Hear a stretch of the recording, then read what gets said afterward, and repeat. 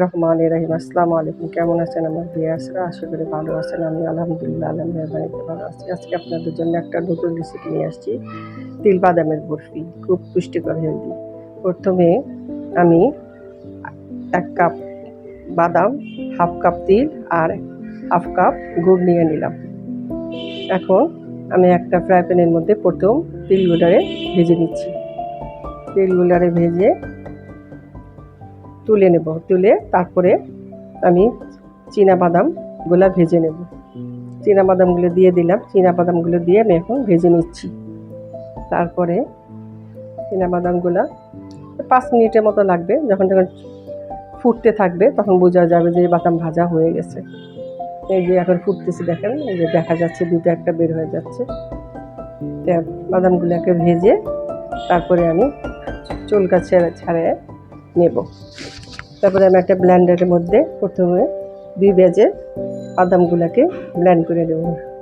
মানে থেমে থেমে ব্লেন্ড করতে হবে না, তেল বের হয়ে যাবে। তারপরে আমি এটাকে বাদামগুলোকে ব্লেন্ড করে নিলাম। বাদামগুলো ব্লেন্ড করে নিয়ে তারপরে আমি তিলগুলোকে ব্লেন্ড করে নেব। তিলগুলোকেও এরকম থেমে থেমে করতে হবে, একবারে করা যাবে না, তাহলে এর থেকে তেল বের হয়ে যাবে।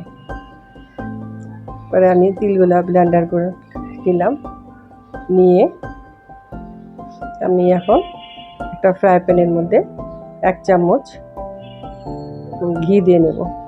ঘি দিয়ে তার মধ্যে আমি যে হাফ কাপ গুড়, এটাও প্রাকৃতিক, সুগার ফ্রি, মানে সাদা চিনি না, এটাকে সবাই খেতে পারবেন, হেলদি। আমি হাফ কাপ গুড় দিয়ে নিলাম। দিয়ে অল্প একটু পানি দিয়ে এটাকে মেল্ট করে নেব।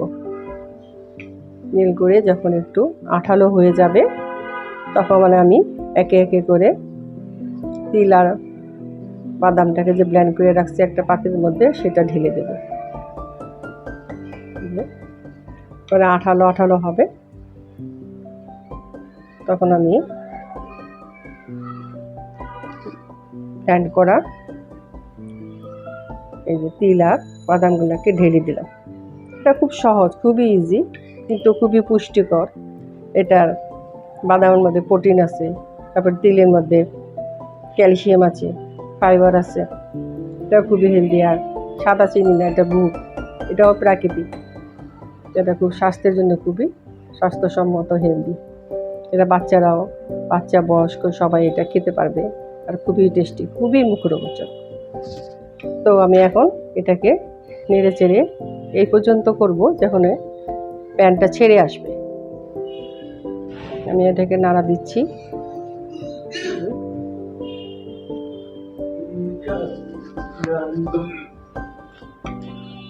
এই যে আমি নেড়ে নেড়ে দেখেন।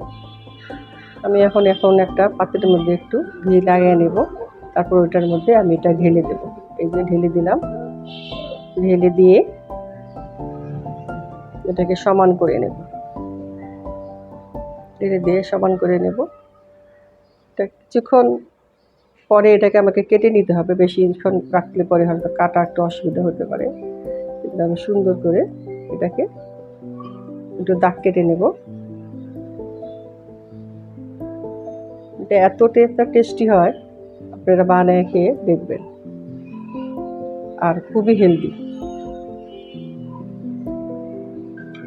তারপরে আমি এখন এটাকে দাগ কেটে নেব। এটা বরফির আকারে কেটে নেব।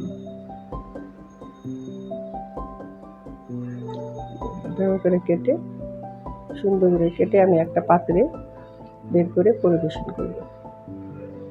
আপনারা এটাকে বানিয়ে খেয়ে দেখবেন, খুবই হেলদি বরফি। বাচ্চাদের চকলেট না দিয়ে এটা দিলে বাচ্চাদের পুষ্টিও পাবে, আবার হেলদি জিনিস খাবে। আমার ভিডিওটা যদি আপনাদের ভালো লাগে, লাইক, শেয়ার, কমেন্ট করে পাশে থাকবেন। ধন্যবাদ।